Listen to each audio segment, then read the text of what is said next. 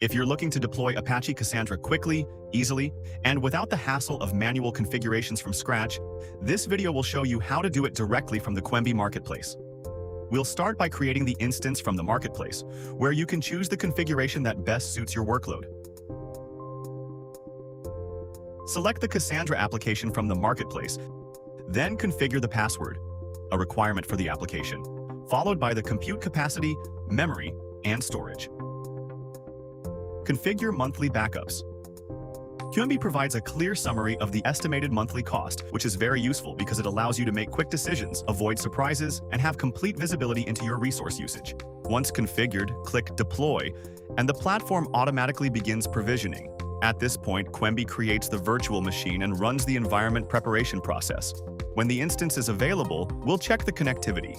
Cuemby allows you to view the public IP address and the configured port forwarding rules. In this example, we see SSH access and the published port for the Cassandra connection, which simplifies exposing the necessary information while maintaining access control. Now comes the most important part, validating that Cassandra is actually running. To do this, we first establish a connection using Telnet to check that the port is open, and then we use the cqlsh client, pointing to the public IP address and the exposed port.